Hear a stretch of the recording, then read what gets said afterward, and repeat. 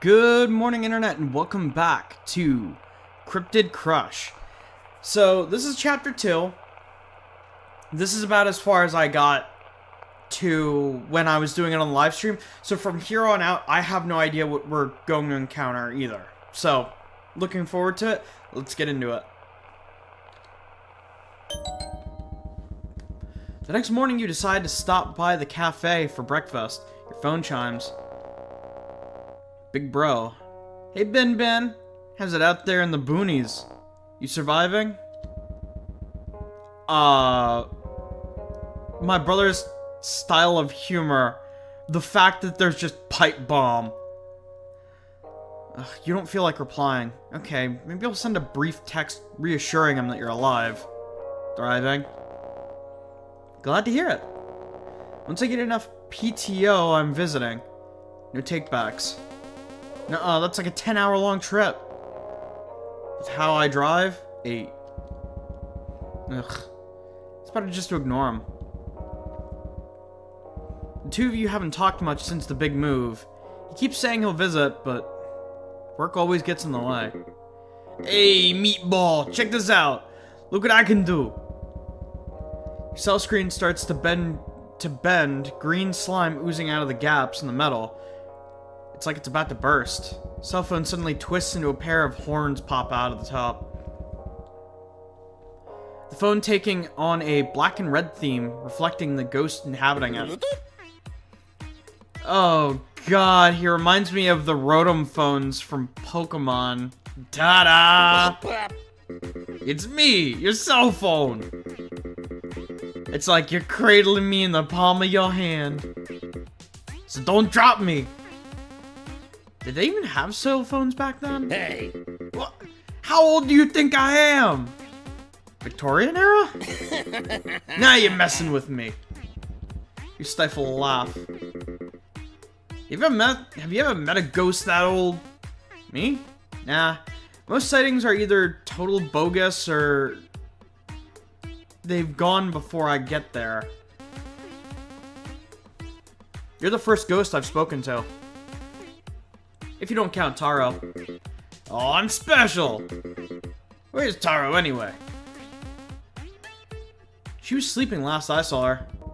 Looking up, you find Oz staring over the horizon. He seems lost in thought. Approach him. Enjoying the view? Oz nods. You sit down next to Oz, and he glances over. He's relaxed, wearing a fitted white tee and with his work shirt tied around his waist. There's an air of exhaustion about him. He looks at you, waiting for you to make the first move. Thanks for the save last night. You know your way around a knife. I'm guessing that wasn't your first fight. Oz nods weakly. Yeah, I've had my own run-ins with malicious entities. I managed a paranormal club back home.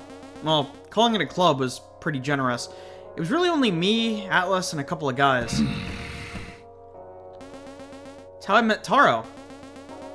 She ate all the Easter candy out of my backpack one finals week. Oz chuckles. Alright, well, see you around. As you stand up, Oz lightly tugs your sleeve. You glance back at him, jotting something down. He slides you a slip of paper and walks off, hands in his pockets. Note from Oz? What could it be? Your heart begins to race, clutching the paper in your hands. With great anticipation, you unfold the note and read, "You're welcome." You're not sure what to make of this letter. It could be important, like some kind of clue or hidden message. You better hold on to it. Robbie catches your eye. He's hunched over a tiny cup of coffee. Again? He literally just... Yeah, exactly. Rob, I thought you hated Long Hope coffee. You literally complained about it. Wow. The barista's cute. Bad coffee's better than no coffee. That's where our philosophies diverge.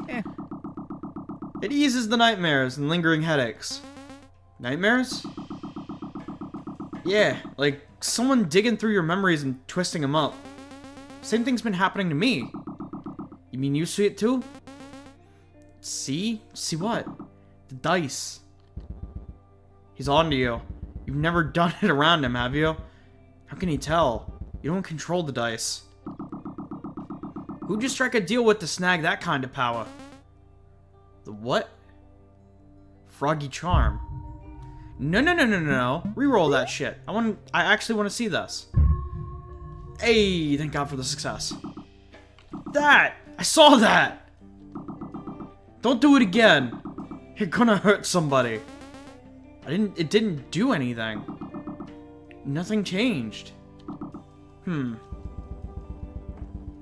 Frogman doesn't know what he's talking about. How about that coffee, huh? The coffee's great. Boo! And ribbit. I like how Oz just happens to be able to possess the phone now, and he's not only able to shapeshift in the phone, but he's also able to shapeshift back into his average form. Don't make me bite you. If I can, what are you supposed to be? I'm a demon. Demon? A demon. A demon? Jamie laughs from across the cafe. With those horns? You're joking. Oh, great. My break's in 15 minutes, if you don't mind waiting. Waiting for what? Our rematch. Don't tell me you've forgotten. Oh dear, Jamie. I'm a changed man. A better man. The only devil I wrestle with is the one inside my heart. Which means I'll be turning the other cheek. My, I never took you for such a gentleman.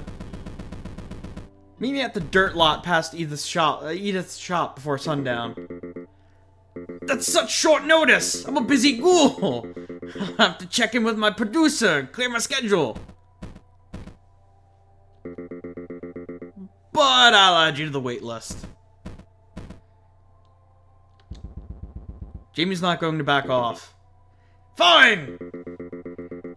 I hope you like the taste of brimstone, bonehead. Because I'm gonna send you back to hell. Mike, I'm from Atlantic City. What?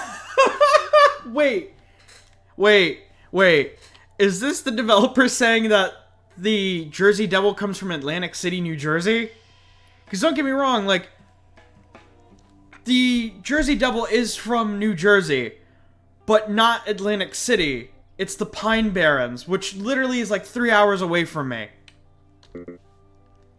Oh. Atlantic City! So what can I get you? You ordered a plain bagel and eventually leave the coffee shop. Ew, plain bagel. Outside the cafe, you bump into August. Oh, morning, Gus. Hey, have you seen Atlas? Not since yesterday. He was gonna run and nab a blueberry muffin for me. But I guess he wandered off. Sounds about right. Ugh. Sorry. I'm on call, so I'm a bit on edge. What do you do for work? I'm a tracker. That makes a lot of sense. Occasionally, a lost hiker wanders into our woods, and it's my job to find them. People can walk into Longhope just like that. If they're unlucky. Most days, it's boring trail maintenance. Moving logs, picking up trash, and all that. Dear God. Visitors are pretty sparse and once leaves fall. What about the cryptid hunters? Back at the station, there'd be packs of hunters creeping around looking for 5 minutes of fame. Hunter's a pretty strong word. Oh yeah? Cryptozoologists are documenters. They're supposed to observe, not disrupt. You ever have a camera shoved in your face? That's pretty disruptive. I guess so. Geez, don't even get me started on those hunter types. You don't think much of it until you're on the receiving end of a media storm. You? No way. You're not the only urban legend around here. I had a desperado phase. How'd you two get stuck together anyway? I snuck into Elkhorn Station and left with the stowaway. Looks like I stole the star of the operation. The shining star! That reminds me. Have you seen anything freaky around here? Can you talk to animals? Met any cute hikers? Ooh, that is a question. Because you gotta remember, he's got a daughter. He's a single father, but ready to mingle. But no, I'm curious. Can you talk to animals? Only chickens. Like, click, click. My nana owned a farm. Hens were the only critters patient enough to put up with me. Yeah, I took 3 years of German back in high school, but never stuck. I speak possum. Neat. You have to teach us a few handy phrases sometime. Yeah. That reminds me. After our little excursion last night, I wanted to give you this. August reaches into his back pocket and unfolds a map, hands it off to you. Ta-da! It's not the greatest map, but it'll do. And my phone number in case you get lost. Ooh, this place is bigger than I expected it to be. Jackalope country. The fog. Ranger station up top. Moonflower Farms. Sounds adorable. Haunted Manor. Ghost Space. Route 131. Butcher Springs Graveyard. Did you make this? Yep. Cell service is pretty spotty in some areas, so it's good to have a paper map. I can see Elkhorn Station from here. That's true. It's like dead center on the map, right about here. I want to visit the Haunted Manor. No. No more ghosts. I'm sick of them. Don't worry, it ain't as bad during the day. So what's the plan now? Since we failed to find the Mean Green's grave, I still want my hat. Got any relatives? You might have kept your belongings. Any real family would have burned Elkhorn Station to the ground by now. She would have come back for me. So no. All I want is my stupid hat. Don't worry, buddy. We'll find it. It's got you all invested. Do I need a reason to want to help? Like I said, I'm a tracker. When something gets lost, it's my job to find it. Unless it's a TV remote. God, don't we all? Whatever. The ghost disappears. Now's your time to spend time with August. Would you like to hang out? I'm gonna hang out with all of them. If you're not doing anything, maybe you could give us a tour of one of your hiking trails. Like right now?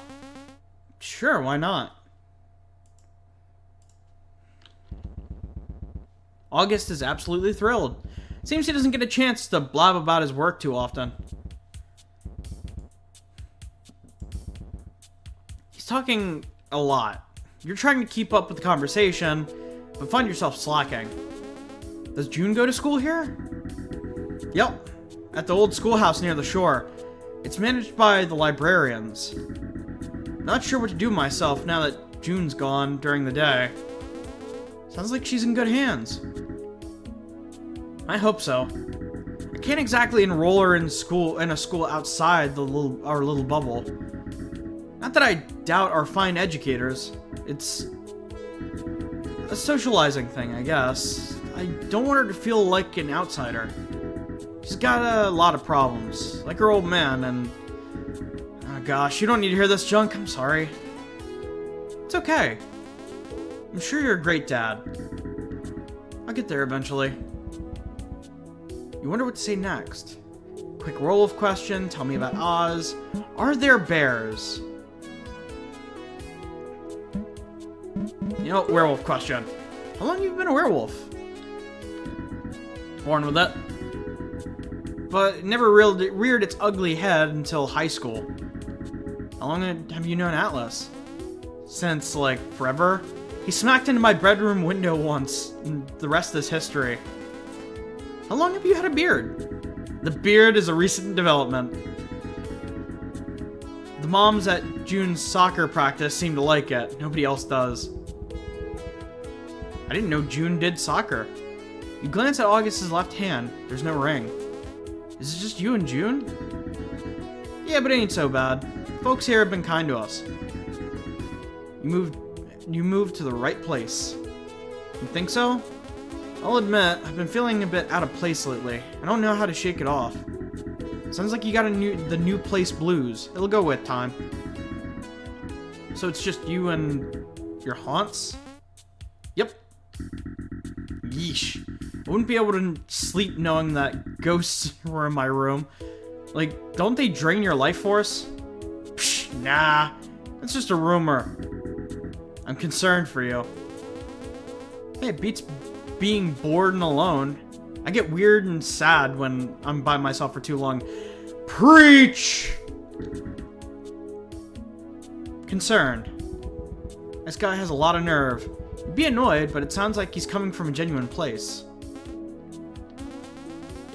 How bad's the hospital bill? Shh, don't worry about it. We're living under Long Hope rules. Like, what's Edith gonna do? Kill me? Silver bullets are outside of their budget. Don't joke about that.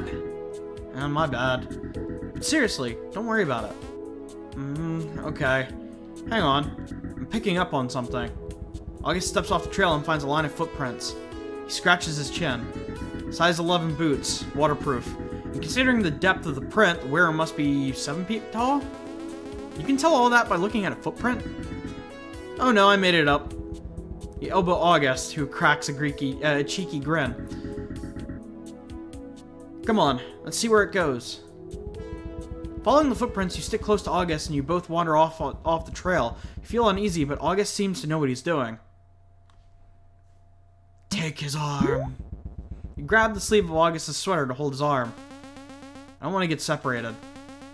If there's something out there, shouldn't we be running from it, not towards it? I'm the scariest thing in these woods. Really? God, no. But hey, I could buy you some time. I'm like a 4-course meal at least. How heroic. I was about to say, if you're in cryptid country, technically cryptids are anything urban legend related, and wendigos exist. You could literally be eaten alive. The footprints trail off before vanishing entirely. Perception? Oh, I gotta take the fail? Because I rolled a 4? Poopy. Look over here. Glimmer of metal catches your eye. There's an arrow plunged in an old oak. Walking over, August rips the arrow out of the tree and examines the point. He flinches. The tip stings his fingers. A broadhead? August combs his fingers through his hair and pauses for a moment. August perks right back up. He wraps the arrow up in the torn shirt and takes it with him. Where'd you get a torn shirt? No use worrying about that. Let's head back. Meanwhile, your resting heart rate is well below average.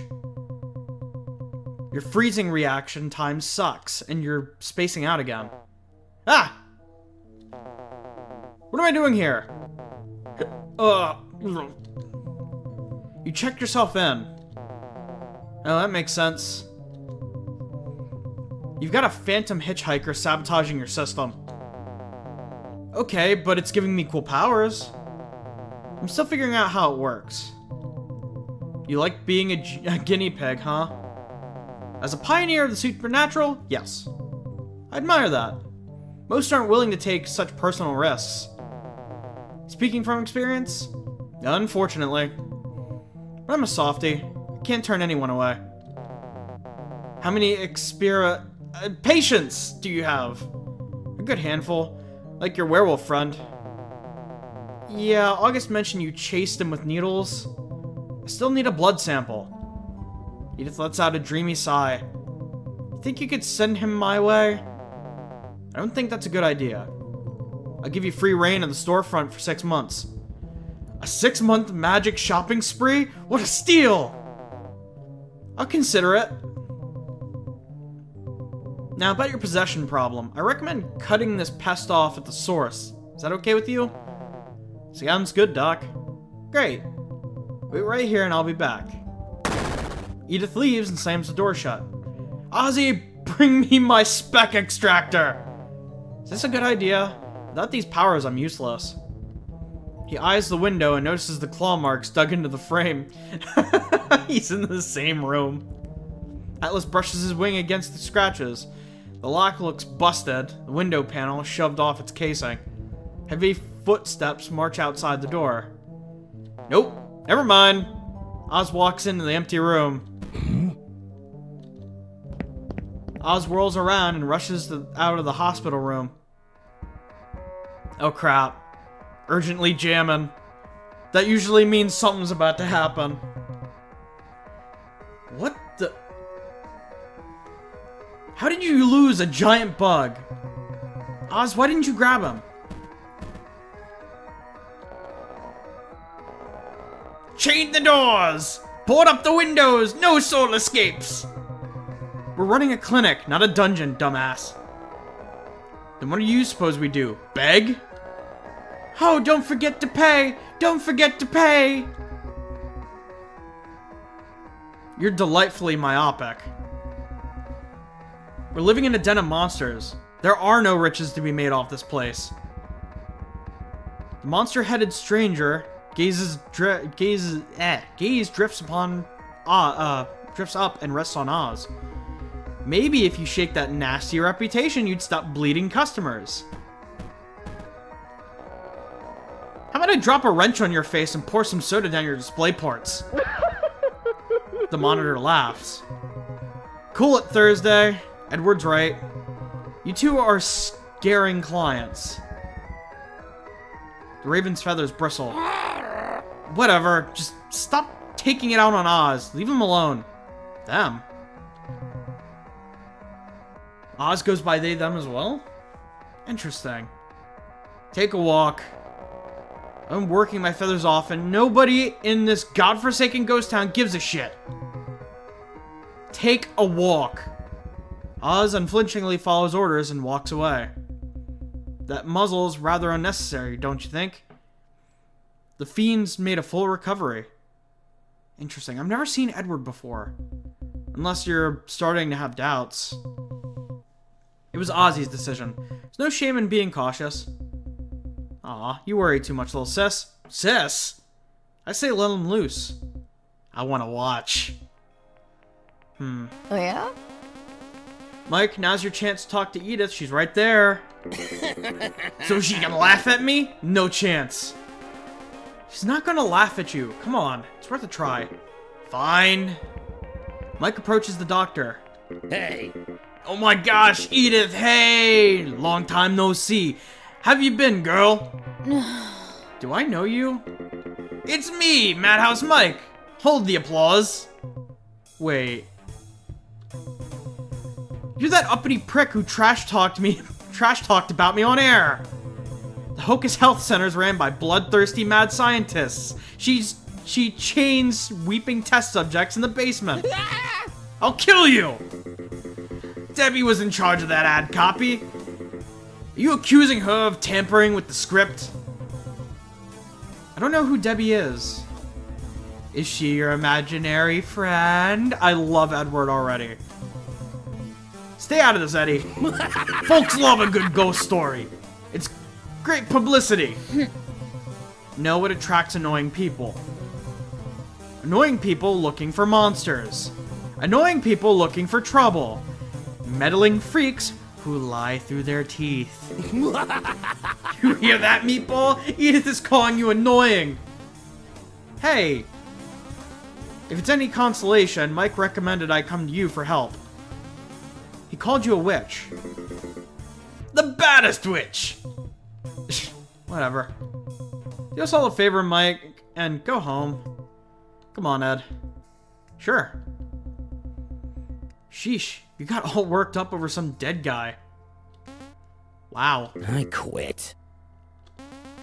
Hey, can we talk? I never went into detail, but I'm cursed. I mentioned it back at the radio station, but I think you were preoccupied.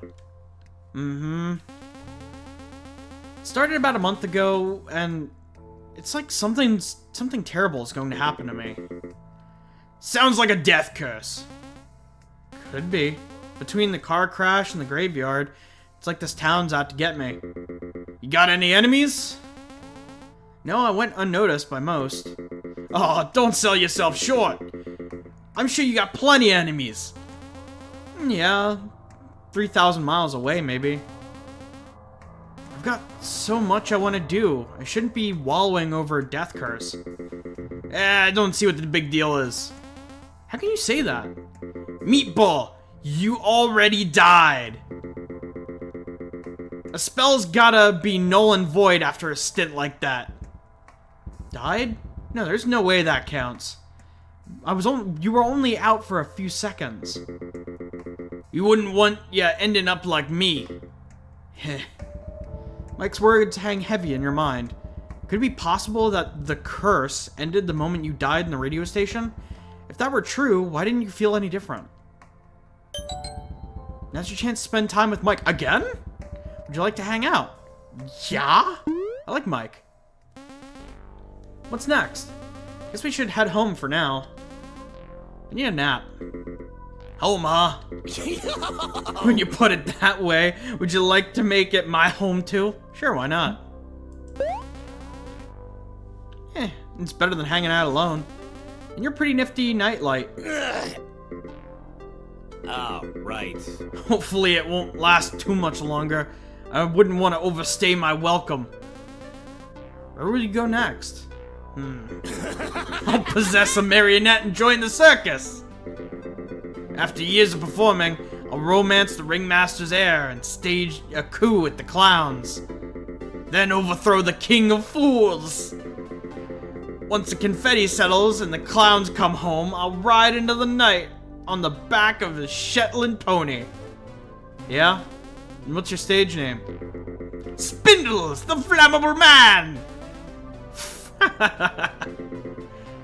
What about you? What do you do once I'm gone? I'll be happy to have my phone back. But I'll miss you too. So you better promise to write me when you leave. I doubt they get cell service where I'm going. I wonder what to say next. I dreamt about you. Who's Debbie? Can I wear your hat? Can I wear your hat? This hat?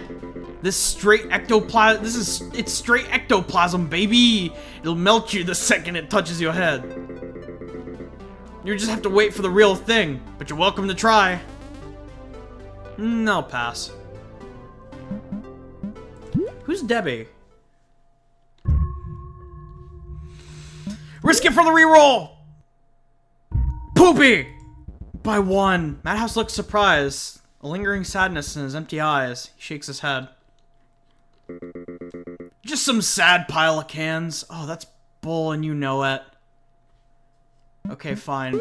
I dreamt about you. I dreamt about you last night. That's not something you typically tell a guy. Yeah, I mean, I think it was you. Same voice and smile, but you had a heartbeat. Like, you were normal. Madhouse has a dopey grin glued to his face. What? You were thinking about me. Mike, this is serious. Was I handsome? Well, in a sense. This is getting nowhere. He doesn't remember what happened. You hardly remember what happened. What's with people falling into your dreams? You toss it up as a fluke, but it felt so real. Is it bugging you that much? Kinda. You seemed really upset about something. Sorry, I don't remember anything. Are you ready for Friday? What do you think of the story so far? Oh, yeah, it's pretty neat. I like the bit where the Duchess of Nottingham drove a flaming carriage through a paper factory. I didn't read it. August, I thought you liked books. Not historical romance. I like mystery and intrigue.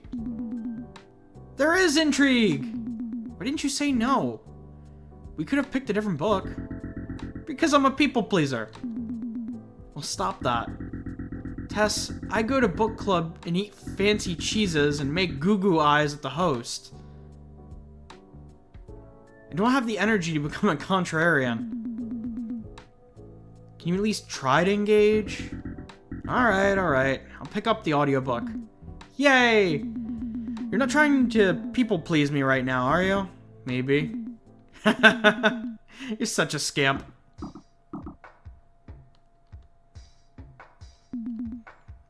Gus, look. It's that guy I told you about. Frog guy? Robbie quickly turns away. He's zoned out, not realizing he was staring at strangers. Wasn't he the one throwing rocks off the South Bridge? Yeah! One of them nearly hit me. I'll talk to him. Running isn't an option now. It looks like Robbie's got to wing it. Run away, puny surface dwellers! Behold my twisted form! Do my crooked fangs and putrid flesh not make you quick in terror? Flee while you can! Oh man, don't say that. Yeah, no offense, but you're the least weird thing I've seen all day. What? But you're supposed to run away. Oh, no. You're in long hope, sweetheart. Nobody's gonna laugh or run away from you. Yeah, I think your scales look nice. Huh? Okay, now I'm confused. So, like, a couple days ago, I spoke to some owl fellow with bright red eyes. He kept asking me stupid questions. Like, what are you ignoring right now? And what's your greatest weakness? What are you, a cop? Get out of my face! Then I woke up here. Like, the Mothman? No way, nobody's seen that deadbeat in ages. I bet he's frozen in the Arctic tundra by now. I don't want to talk about this. Oh, sorry, Augie. It's fine. Did Atlas ever talk to you about it? He doesn't talk to me about anything. Well, I hope you're enjoying your time here, Frogman. How can I?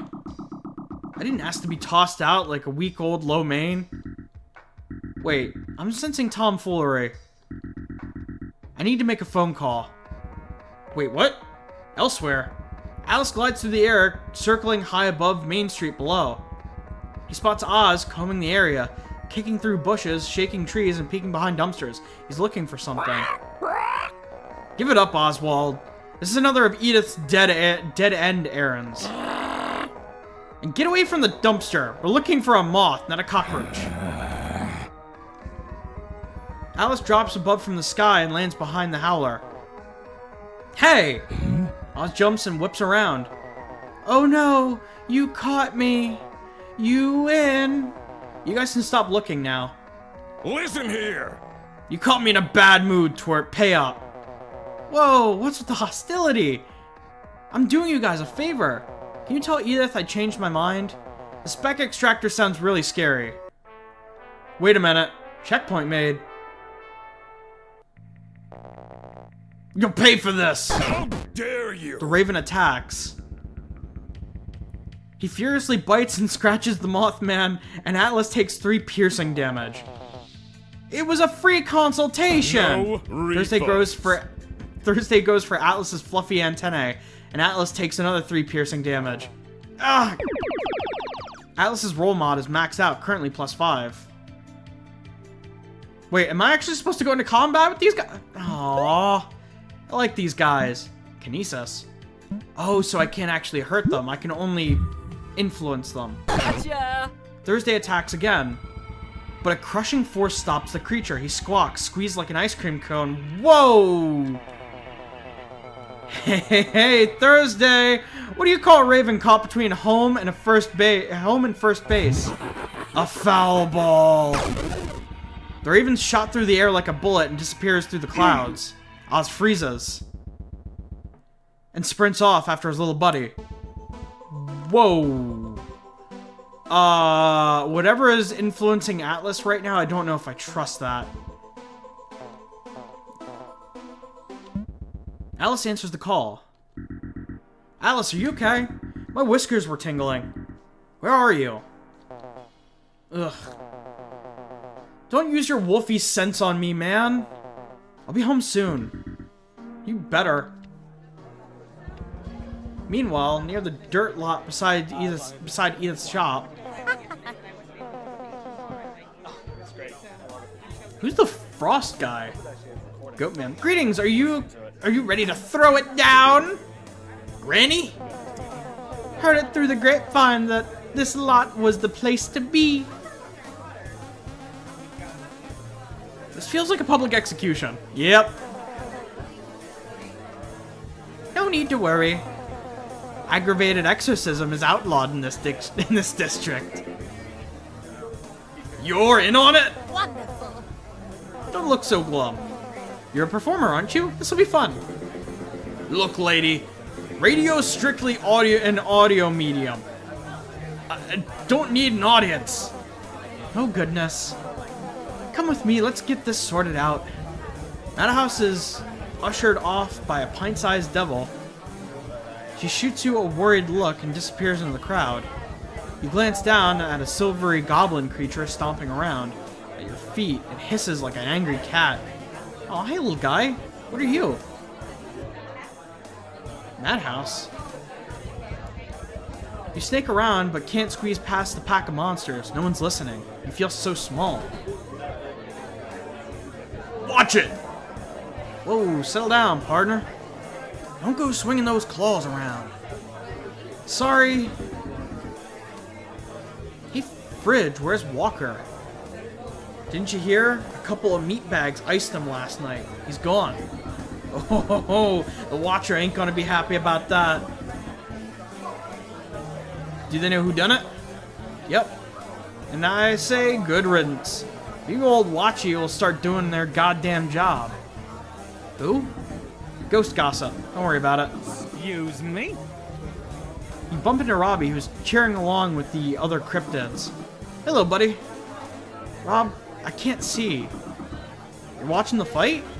I mean, I guess? Yeah, I got you. Robbie scoops you up and sits you on his shoulders. You yelp. In a scramble to grab something, you yank the thick barbells on the fishman's jaw. He nearly drops you. Ah! Sorry! You wrap your arms around Robbie's neck. He shoves through the crowd, parading you around like a party hat. You apologize for the frogman as you reach the inner circle. Madhouse clutches his hat.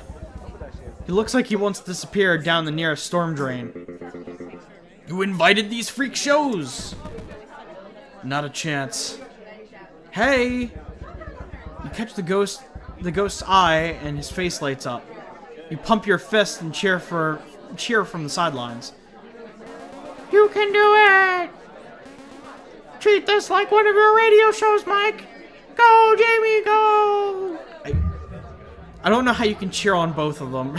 7+99. Your words inspire the ghoul. Do you have any idea who you're messing with? I'm gonna kick your language, Michael. Now listen, kiddos, I want a good, clean fight. So no biting, no dying, and most importantly, have fun. We're gonna have so much fun. Okay, this has to be the real combat. I'm curious. Oh god! I'm gonna wipe the floor with this clown! Madhouse is standing his ground. Okay, I guess I'm playing as a weaker Madhouse. Noxious Fist, Kinesis, and Heckle. Regains 4 stamina, raises the target's MTA and ugh. It's a dangerous move. Noxious Fist. Madhouse punches Jamie with a Noxious Fist. Jamie takes 3 damage. Jamie's brains is lowered by 2. Current, 0. Jamie's preparing to attack. Madhouse sneers.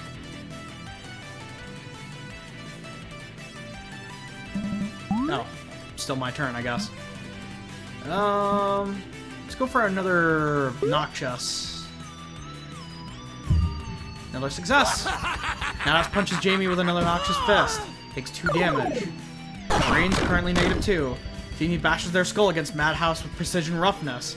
Takes 4 damage. Jamie focuses on self-healing. No! Rule breaker! Rule breaker! Annoy Jamie. Forgive me. Jamie's focus breaks and they heal for 2 health. Can you all shut up? Jamie's brains is minimalized. Current 2. Current negative 2. Madhouse stands his ground.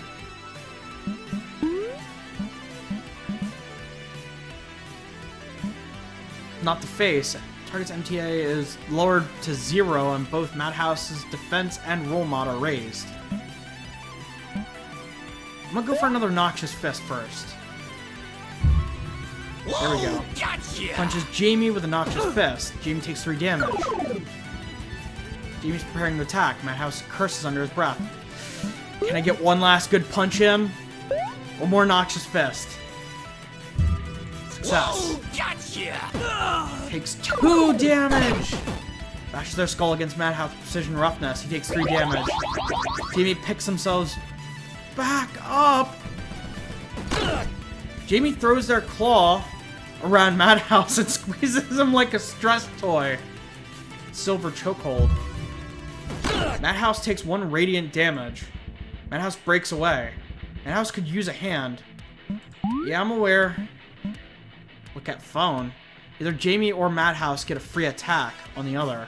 Idle. Raises MTA, lowers difficulty. Cheer Jamie. Cheer Madhouse. Raises the target's power mod and regains health. Ouch. Oh dear. I believe in you. Use the power to heal, or will to heal Madhouse for 4. Jamie's preparing to attack. Madhouse curses under his breath.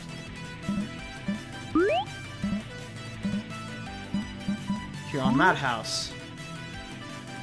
I'm gonna see if I can get Madhouse to win. Alright, Madhouse is at full health again.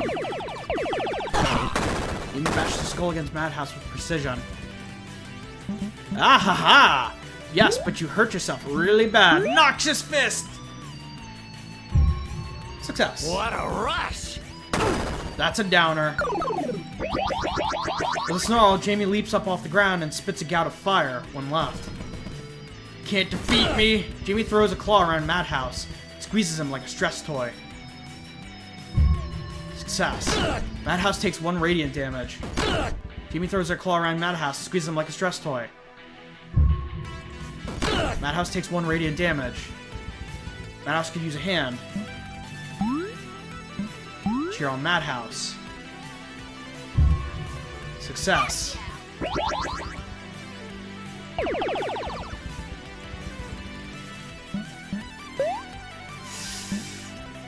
Noxious Fist! Hell yeah! Punches Jamie with a Noxious Fist. Takes 8 damage! Jamie loses! Turn count 9. Rank X. Rank X? You've got new dice. Check them out in the dice changing menu. It's finished! The white goat steps into the fray, cutting the combatants off where they stand. The Alcorn Radio Ghost wins! I did? I won? In your face! Madhouse Mike rules this ghost town, baby! Yeah! A dull roar rolls across the crowd. Some politely clap while others boo. It's mostly boos. They love me. Nice job. I'm sure you had some outside encouragement, but you stood your ground. The mumbling crowd slowly disperses, quickly losing their interest as the 2 fighters chat. Edith storms out of the clinic. No fighting on clinic grounds. Get off our property. Ozzy! The lingering crowd scatters. Cryptids dart every which way, and Goatman disappears into a puff of purple smoke. Alas, you 4 aren't so lucky. A street fight? You're adults! You're lucky I didn't call public safety. Whose idea was this? It was me. I'm the one picking fights. Terrorizing the radio station wasn't enough for you? That glorified shoe closet? Not a chance. I'm a ghost with a star-studded dream, sweetheart. You can drop the act. I'm also at fuck, Dr. Hocus. I'd feel bad letting Mike take the blame. And I'm double at fault. I egged him on. Triple. Alright, just be careful, okay? Don't let us catch you doing anything reckless. Right, Ozzy? Don't let it happen again! Understood. Oh, hey, let me walk you home. I think Mike needs some space. I appreciate the gesture. That was some fight. You think so? I thought it was a perfect way to end a long workday. Why are you working a job like that anyway? It doesn't seem like your style. It's the best I have. I was a telemarker for a time, but after enough caller complaints, they let me go. Apparently my energy is off-putting. Nah, I don't see it. After that, I took a summoning gig. Humans recite a spell, and scrawl out a sigil, and I appear. With payments, of course. Parties, abandoned malls, college dorms. Wherever you'd think to summon a monster. It was never boring. But I'm not some novelty to be gawked at. When you say payment, do you mean like human sacrifice? Money. Same thing. What about you? What do you do? Nothing right now, but I've got a job lined up this weekend. It's near the lighthouse. Alice said they were looking for fresh meat. And the pay? A pirate's bounty. Ugh. Wouldn't you prefer something safer? What if I spoke with my manager? Maybe I could get you an interview. Nah, it's okay. My rent's due soon. Who's your landlord? Never met them. I mailed in the application, got the keys, and Atlas helped me move in. Are you squatting? What? No! I mean, I haven't seen any other tenants yet, but the place isn't abandoned. Right, I'm sorry for jumping on you like that. I'm surprised you trust Atlas's ability to do tasks. It's fine. Longhope isn't exactly the cryptid metropolis I was expecting. Everything's so quiet here. I'm just happy we've got sidewalks. Why is it called Longhope anyway? Some guy named Walker renamed it. Poor sap. What happened to him? Atlas would know. You should ask them later. Using the power of modern technology, I can ask him now. Dork. Dial the Mothman's number and put it on speakerphone. He picks up. Hey, bestie! Oh, for a second there, I was afraid he was naked. You immediately turn the volume down. Alice, can you tell us about Mr. Walker? Jamie? What are you two doing? Loitering. The most innocuous crime. I wanted to ask if you knew anything about Longhope's founder. Oh, sure. One sec. Mr. Walker was born in Tacoma, California, to a family of cobblers. He was a simple guy who dreamt of restoring his abandoned hometown, Sootlong. Ugh. But upon returning to his hometown, he found it had been overrun with monsters. Skip to the end! Grumpy. Mr. Walker armed himself with an axe and a prayer, only to be devoured by the very place he sought to claim. The townsfolk searched and searched, but all that remained of Mr. Walker was a lit lantern at the forest's edge. They say he still wanders as a haggard shadow of his former self, searching for a life that was the life of the wilds cut short. No way. A lantern? A shadow. That guy tried to kill me. Where? At the graveyard last night. Alone? No, I was with Oz and August. Are you okay?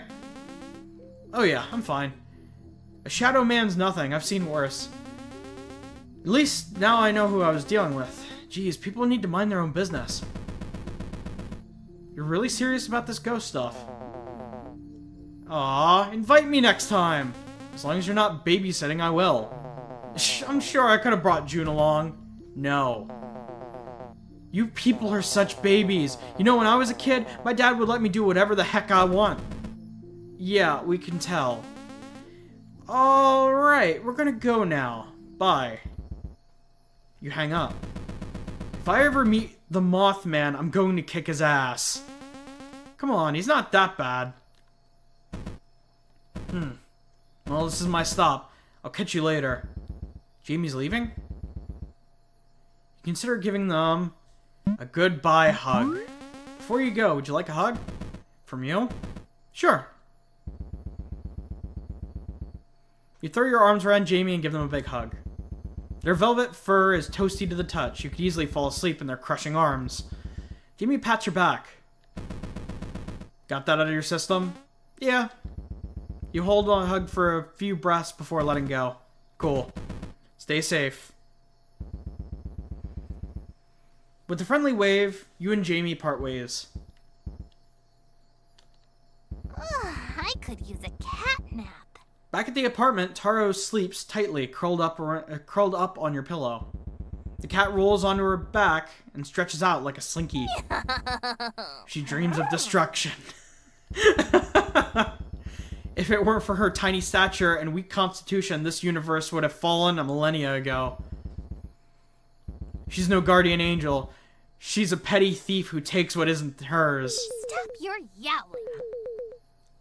Quit lying, I'm trying to sleep. She can hear the narrator. What the fuck? That one's new. Time to make the trek back home. Yeesh, it's cold. You can see the sunset from here if the tree line didn't block the view. Pretty high up on the ridge. What's a duckling like you doing wandering around a ghost town like this? An artificially deep metallic voice rings out through the chilled air. There are wolves, you know.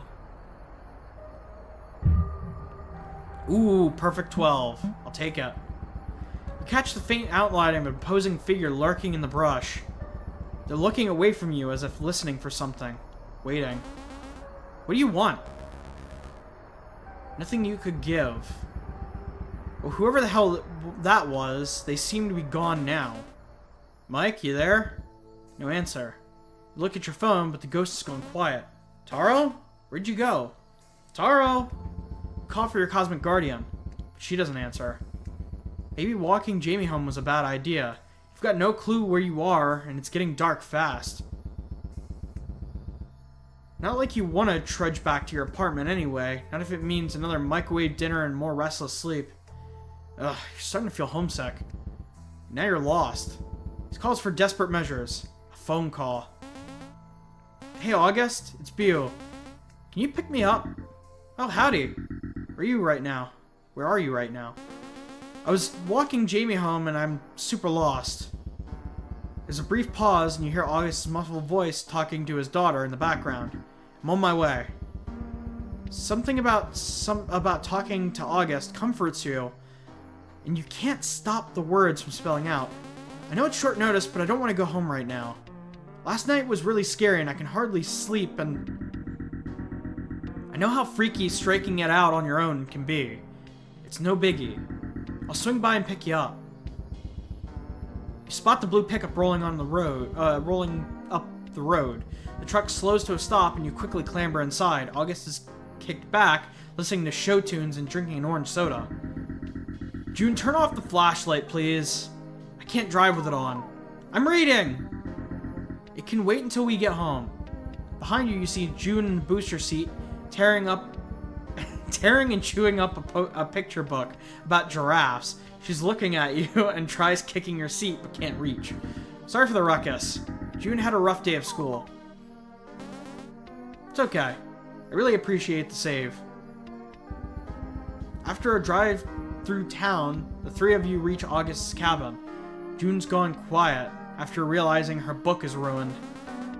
Can I use your shower? Of course. If you need to change, there's spare clothes in the towel closet. Werewolf thing. June bursts into tears. Oh dear. August looks over at the torn up mess with a sigh. He nods for you to head inside. August unbuckles June and scoops her up in his arms. We'll tape it back together, okay? Remember to be gentle, Junebug. Things can break. Want to help me make dinner? You and Jamie made such good cookies the other night. You'll have to show me how it's done. He's such a sweet dad. And that might just be me gushing over the fact that I had crappy parents. Anyway, after a refreshing shower, paired with coconut shampoo and honeycomb bar soap, you break into the emergency clothing stash. A starchy church camp t-shirt and jeans, they're fairly big on you. Certainly designed for werefolk. You wonder what it would be like. Inconvenient and frustrating, probably. Are you taking advantage of their kindness? Between the station and the car crash, you've caused such a mess. Hey, you hungry? Augie's baking stuffed bell peppers and tilapia. That sounds awesome. Surf and turf with some veg on the side. Be right there. You head to the kitchen and see June sitting at the table with her dad. She's chipper again and wearing a giant floral apron with the word Papa Bear on it. A giant fluffy red monster leans against the fridge, bickering with August. No wolf in the kitchen. It's fine, I'm clean. See? The wolf wipes her paws on the back of August's sweater. He grumbles. Go sit down. August, where are the batteries? Can I borrow a Phillips head? Dinner first. Holy crap. I don't know what to say, but I think his little sister's werewolf form is even better than his werewolf form, in my opinion. You enjoy a nice meal with Atlas and his pack. Everyone's so chatty. Hazel demands that you dish out embarrassing stories, while Atlas panics, and August tries not to laugh. Except you notice Atlas doesn't eat. He's always been food shy, preferring to eat by himself or waiting until everyone's left the table. You pester him about it, but he insists it's improper for a moth to show his fangs. Hazel wolfs down her dinner and licks the plate clean and heads for the door. Sun's down, I'm out. Me and the girlies are going to go wreck stuff. Briggs Junkyard? You guessed it. Be careful. The monster races out the back door while August stands on the porch and hands in his pockets. He shouts towards the woods, "Don't wander too far!" How come Hazel gets to play outside when it's bedtime? She's a grown-up. Can I help clean up from dinner? Nah, I've got it. You're our guest, take a load off. You start to protest, but stop short. It'd be rude to argue with the cook. Can I get you a drink? Nah, I'm good right now. Apple juice! August clicks his tongue and snaps his fingers. Not until you finish what's on your plate, little lady. Wandering into the living room, you take a look around. Look at them photographs! You admire the photos hanging on the wall. Crowded group photo catching your eye. Is this August's family? Everyone's dressed so casually. Are these your folks? You call to August, who's back in the kitchen. Oh no, that's my dad's sister April. The big guy in the back is my great-grandpa November. Oh, so your family's named all after months. Which is interesting. Is the kid on the left October? Nah, he changed his name to Casey. Then Hazel followed suit. And I can't blame him. It's pretty stupid tradition. Wacky. You glance around the living room, wondering where to check next. Check the console. An outdated game console sits on the television stand covered in dust. A stack of games sit on top. Bowling, fishing, unlicensed go-karting. Because it can't be Mario Kart. Bowling again. They're the kind of games that a tired parent would scavenge at the bottom of a clearance bin. You're unimpressed. Atlas was never allowed to play video games. Atticus said it was bad for his eyes. You both ignored this, of course, much to the Mothman's annoyance. Tucked between two games is an expired driver's license. From Wisconsin. August seems to have a knack for leaving things scattered about. Augustus James? He's got such a grandpa name, too. You glance around the living room, wondering what to check next. Coffee table. You see a bunch of loose junk. English, flashcards, letters, and a photo. It's a picture of a large fluffy mammal smiling warmly for the camera. There's a note on the back that reads, Spruce Alpine Lakes. Should you ask about this? Maybe not. You're starting to feel like a sleuth. You poke your head around the corner and eye the stairs. Atlas is up there. Doing alright? The shirt's a little big. Yeah, it's leftovers from my time working as a camp counselor. They gave me some overstock. Oh? What'd you do? I was the campfire guitar guy. Shout out to Wade Barnes, the campfire guitar guy. The campers swore I was a werewolf. They were right, of course, but I was still offended. Man, I've never been the camping type. I always end up getting sick or going home early. Aw, there's no shame in that. Everybody's got their own idea of roughing it. Yeah, thanks again for having me over. Anytime. A friend of Atlas is a friend of mine. Right, back at ya. You feeling better? Mm-hmm. I'm just a bit tired. Glad to hear it. You don't mind if you spend the night. The sofa folds out into an extra bed. You sure? I could call a cab. Nah, it's no trouble at all. None of those ride-share apps work out here anyway. Figures. But we have other alternatives, like haunted taxis. Boo! Haunted taxis are so 21st century. Show me a ghost pirate ship. Were there ever pirates on the West Coast? I thought that was an Atlantic Ocean thing. Maybe? I'm too lazy to check. Is Atlas upstairs? I'm gonna go say hi. Yeah, he should be. You head up to check on Atlas in his loft. Atlas's room is surprisingly organized. Seems he quickly tidied up the place before you came upstairs. You look over the fairy lights and the string of photographs decorating the overhead wood beams. Ugh, he's got a cuter room than you. And a beanbag? Your apartment's great, but your room's drafty and the pipes creak. Not to mention, you haven't met the landlord. Atlas, you in here? No answer. Where'd he go? That's enough waiting. Let's see what he's got going on. Alien photo. Aw, you remember this? It was when you two took a road trip to Ohio and ran into a real-life alien. You named him Cheese. But in a strange twist, Cheese wasn't from space at all. They were a spray-painted homunculus born from a sleazy tourist trap. You helped the little dude escape into the night. You hope they're doing well. I was to say, let me sleuth some more. I'm curious now. Vacation photo, laptop. You peek at the laptop on the moth's bed. A Word document detailing some personal writing is pulled up. Okay, maybe one glance you can check for typos. Don't be silly. The mantis snickers with a slow shake of his head. We're from different worlds, darling. The mutants take your hand in his bulky paw, and glossy compound eyes sparkle. We can never be together.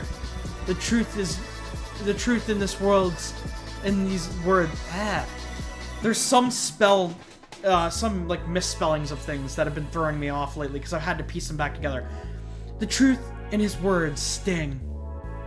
No, keep reading. Why? It's not fair. You gaze up at the cyborg warrior pressing his hand to your chest. He gently brushes your cheek with the back of his hooked raptor claw and smiles weakly. The Galactic Syndicate would never allow it. He shakes his head. No, I'm invested. I don't care what the Syndicate wants. Lady Luck is on our side, Blue, and we can escape this planet together, Blue. So the cyborg warrior with a raptor claw hand is referencing a raptor specifically from Jurassic Park. This is great. You beg, gripping on the lapel of the insectoid's leather uniform. Blue's expression darkens as he considers your words. You would risk banishment on my behalf? Blue murmurs, combing his fingers through your wild hair. I've never feared exile. Not with you by my side. You smile. Kiss me, you sexy placeholder. Kiss me, you sexy placeholder. He growls. Blue squishes your face in his hands and kisses you passionately. He kisses you, bites you, or whatever. Work in progress. Finish later. Is that one of Atlas's original characters? If they are, he's never told you about them. Oh man, now you feel kind of bad. I don't feel bad. That was worth it. No. Reroll. Ah, 2 failures in a row. Damn it. Alright, fine. With a sigh, you flop on Atlas's bed and roll onto your back. The mattress is soft to your liking, but you'll survive. It's not soft to your liking, but you'll survive. It's no problem. You just lay here and chillax until Atlas gets back. You rest your head on the moth's pillow and hear a papery crunch. Did you squash something? You lift the pillow and see an old crumpled photograph hidden underneath. Oops. It's a portrait of 2 parents gingerly cradling a pearlescent sphere. The photo's torn and battered, but it's holding on. Is that another moth? It has to be. You place the photo back where you found it. Then, with a sigh, you crash on the bed and wait until Atlas comes back. Where'd he go anyway? The Mothman glides over the lake teardrop, watching over the water below. He swoops down and daintily perches atop his island. His thinking island. It's a sad patch of dirt poking out of the water. Atlas takes a seat on his rock and thinks. After a while, the moth plucks a feather from his wing and gently places it on the water's surface.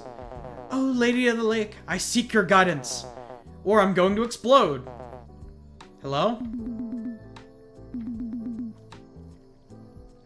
It's the little man. What's the occasion? I brought any offerings? Sorry, Tess, not this time. Aw, man. Can I ask you for some advice? Advice without an offering? You're on thin ice. But go on, shoot. What do you do if your friends are hanging out around a murderous jerk who tried to kill you? Well, if I had that problem, I'd bite them really hard and drag them to the bottom of the lake. Jesus Christ. What if I can't swim? Then I guess you gotta talk to your friends. What do I even say? I'm a dragon. I don't deal in interpersonal issues. What would the great Mothman do? He'd run away. That's what we always do. Oh my god! She looks so much better in her monster form. The lake monster rises out of the waves and rests her chin on her webbed paw. Do you want to run away? She smiles slightly. Sometimes. Atlas, you're a smart guy. You gotta fight for what's yours. But I'm not brave or wise like you. You don't need to be. I know it's frightening, but you deserve to be heard. Your friends will understand. You don't need to act now, but act when you're ready. Thanks, Tessie. You sure you don't deal with interpersonal drama? No, not anymore. You mammals are exhausting. Now get out of here. Waving goodbye to Tessie, Atlas heads home.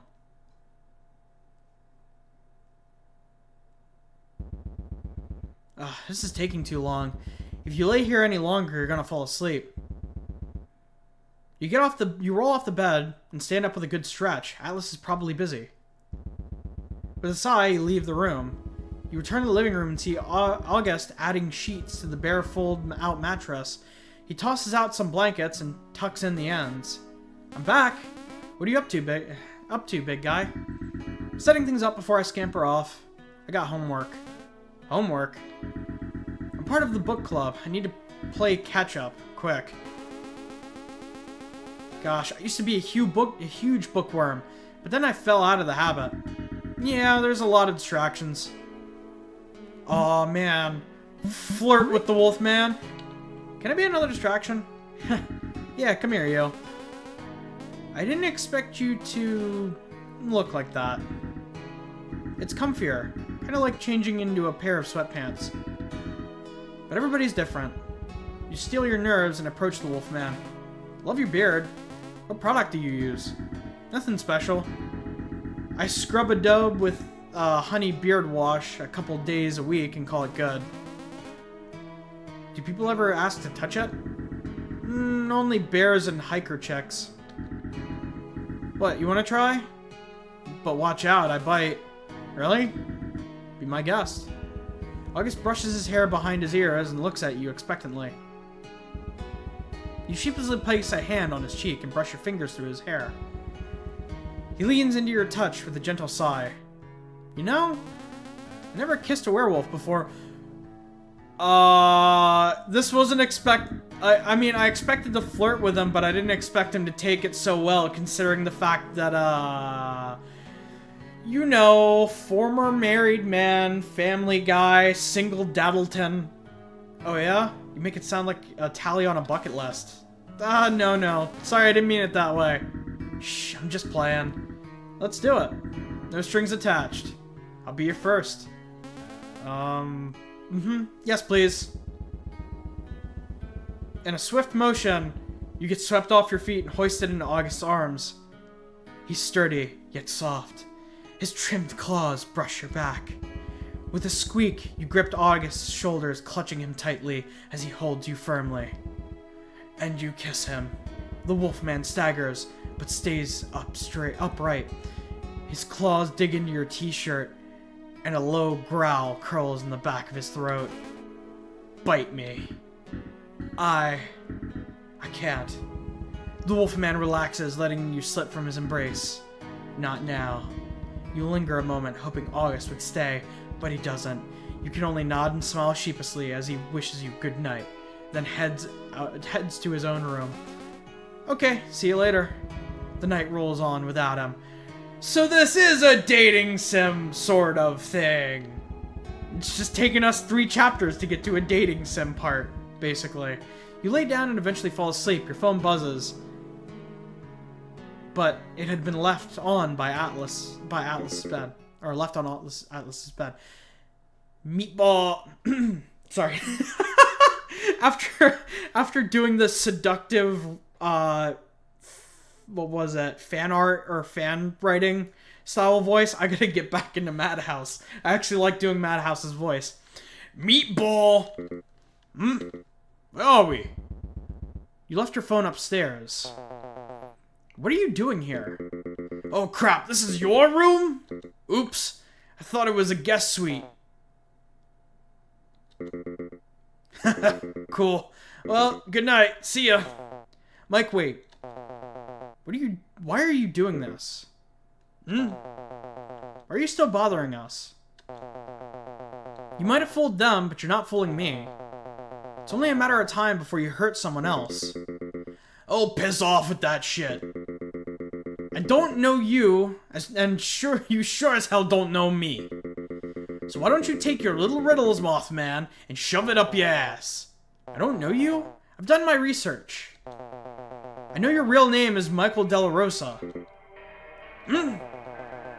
You'd be 29 by now if you hadn't, you know. The accent's fake too. You're from Beaverton, not the Bronx. Yes! I knew I was doing the right accent for it. Very New Yorker-y. Okay, I get it. You and Debbie were an item. Once you were out of the picture, the forums turned on her. They started blaming her for what happened. Rumor has it, Debbie met a fate similar to yours. Stop it! Research? You mean stalking your little chat rooms? You freaks took my sad, boring life and twisted it to fit your little ghost story. And I believed it! But I don't want to be a monster anymore. You think Haunting Butte will save you? They're my only chance. Look, I'm sorry, okay? I'm sorry I hurt you. Okay. I need some space. Yeah. Zzz. Your phone startles you awake. A trail of messages scrolling down your screen. Hey, are you awake? It's time! Ghosty time! I sent you the address. Just follow the seashore. Follow to the seashore, or follow the radio tower, and you'll find it. All you can manage to type back in your half-sleep sluggish state is, no. You're not doing that. Skip it. Oz, why are you here? Oz? Now why are we in front of the gas station? You look really nice in that outfit. Focus up. Oh dear. What's happening? That does not look like Atlas. I threw off somebody's groove. And now he's panicking. Pulling into the radio station's overgrown parking lot, you park between the folding lines. Taro, this room is completely trashed. Loose papers. How are you here? Charm bracelet. The one Edith gave you. Thanks, Daddy. I have one too. There's nothing we can do now. He'll give up eventually. Stirring awake, you blink the spots off your... The shock of your harsh brakes. You okay? I'm gonna be sick. Where are we? I think this is nowhere, or nowhere. Edith says it's a space above Longhope. I'm sorry. It made things worse. It's okay, Oz. You're just trying to help. Oz rotates, Oz rotates, Oz rotates. You'll pay for this. There are even attacks. He furiously bites and scratches the Mothman. Atlas takes 3 piercing damage. Thursday goes for Atlas's fluffy antennae, and Atlas takes another 3 piercing damage. Atlas's roll mod is increased. Turn negative 999. What? What is happening? Kill, kill, kill. That worked? Thursday attacks again, but a crushing force stops the bird. Wait, no, that's not right. I lost my spot. The Raven shot through the air. Oops, sorry guys, I accidentally bumped the menu. The Raven shot through the air like a bullet and disappears into the clouds. Hey, whatever you are, can you stop now? Ah! I feel sick with deja vu. Are you real? Tell me you're real. Taro? Listen, this Dream Eater thing is way worse than we thought. Because it's not a nightmare, it's a Leviathan. And you woke it up with all your stupid dice rolls. Huh? Then do your freaking job and fix it. I'm trying. Well, you're rather rude. Not that it matters now. Unless you care to join me. Mr. Walker slashes at Oz. Oz moves out of the way. Mr. Walker slashes at Oz. But his difficulty's increasing. Oz is sliced with a flurry of shadowy claws for 8 piercing damage. Again. Mr. Walker cuts out the lights. Don't hurt him! He shoves Oz out of the way, taking the brunt of the devastating attack. Whoa. What? Longhope's lonely human fell into the terrors beyond their grasp, never to be seen again. Oh, you're a funny one. What? Too harsh? I mean, it's kind of funny. Hilarious. Okay, I get it. Shut up and let me fix it. Pause. Truce. Rewind. Sorry, that wasn't supposed to happen. The narrator's another entity? I started to panic. It's Lex. I figured that was the case when he in Atlas's form handed me 20 bucks. You're pretty slick. Am I in hell? Are you the big G? I'm no god. I find their driveling needlessly obtuse, if not overcompensating. Lovely. Stars fade, and one day, even the sun will die. All power is finite. However, unlike them, I am the absence of that power. Interesting. I'm Lex Uluthwal, but you can call me Lex. Ah, I see. So you're a replacement for Cthulhu. Somebody's been practicing their monologuing. Why do you sound like my old band teacher? Yeah, tentacle shirt, you're definitely a replacement for Cthulhu. A strange antlered creature sculpted from a corner of a night sky appears before you. He's dressed in purple graphic tee, fanny pack with khaki capris. Oh, you're creepy. Greetings! My appearance reflects your intuition, dear daydreamer. So why don't you tell me? Well, you are a big, toothy, spiky thing. Wait, Lex? Alice was looking for you. Atlas? Yeah, I know him. He's the one who invited you to Longhope.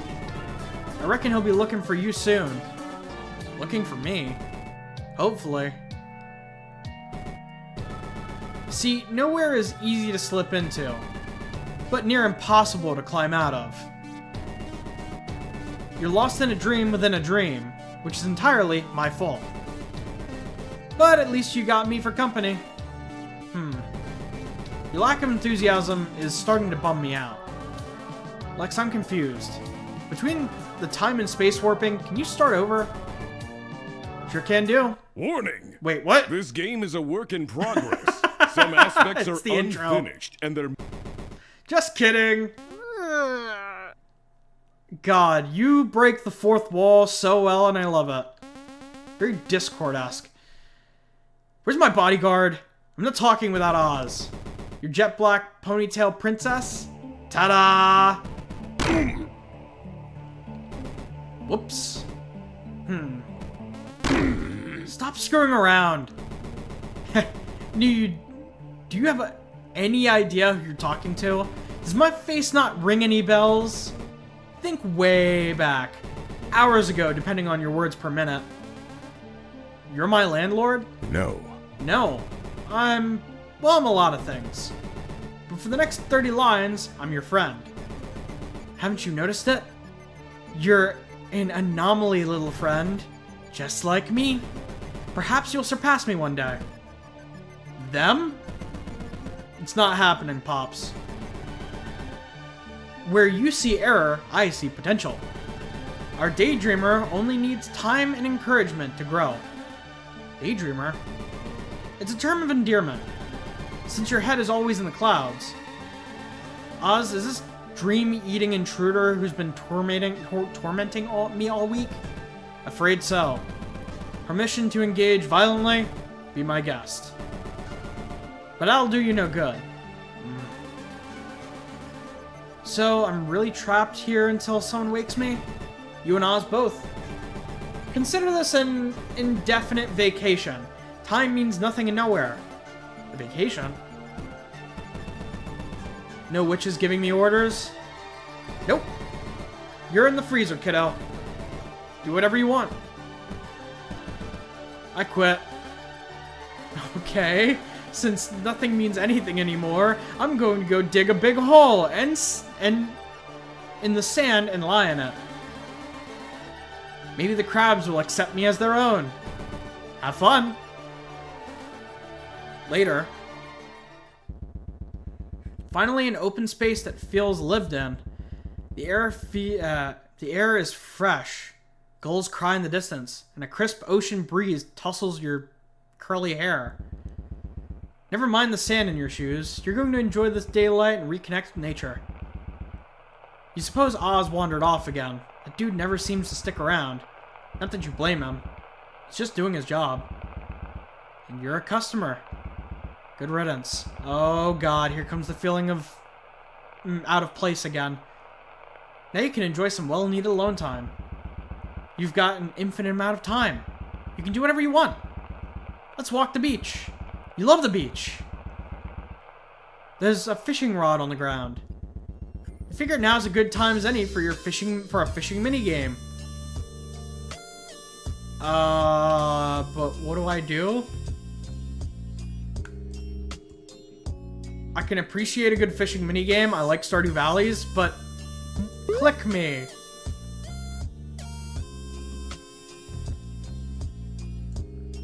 But what?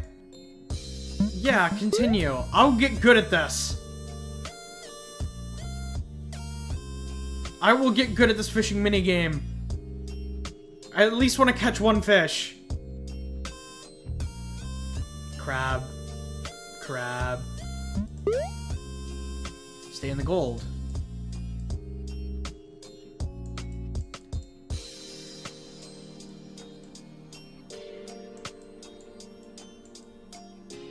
Line, wait for a moment. Fish got away. Oh, you need to like... God, this is a tedious mini game. You need to stay in the gold, then click at the top, like click on the line. I will catch a fish, damn it. Hook, stay in the gold. That is a lot smaller of a line. There we go. Line, wait for a moment. Gotcha! A fish was caught. Nope, I caught a fish. That's all I cared about. You aren't fooled by this. There's nothing to think. Nothing to feel or describe. It's empty. You're trapped in a desolate expanse of nowhere. Alone. Do something then. No, you can't give up yet. You have to think of something. What would the Mothman do? He'd probably do something cool, like... He'd probably say something cool, like... Hey, kiddo. I know it's difficult, but you gotta try, or, like, whatever. Hang on. You got the dice. That cosmic horror isn't the only one with world-shattering power. And you've got karma. Wake up. Yeah, but you need a perfect 12. Well, you need a perfect 12 or a 10. Oops, clicked on the menu again. Come on.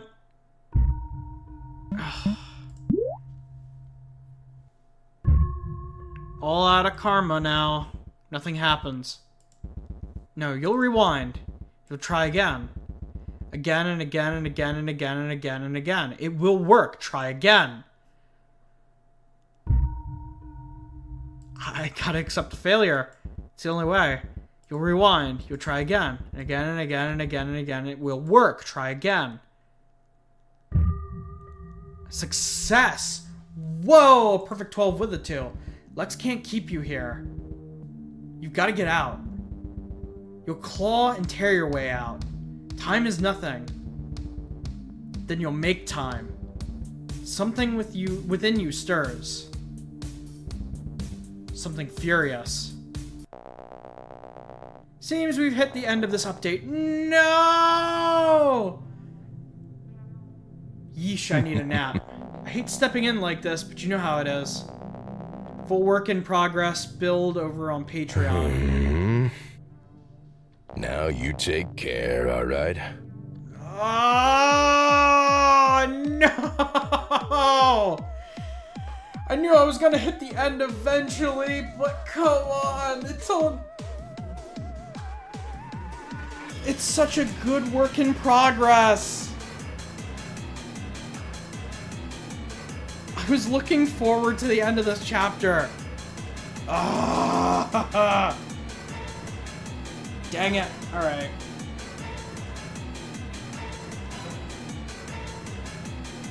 I'm gonna let the credits go because this is a good game. I'm gonna let the crew that makes it take their credits. If you don't want to see it, you can always skip past that. Urban Legends Patreon. It's interesting that I never heard of this Patreon, or I would have been supporting it this whole time.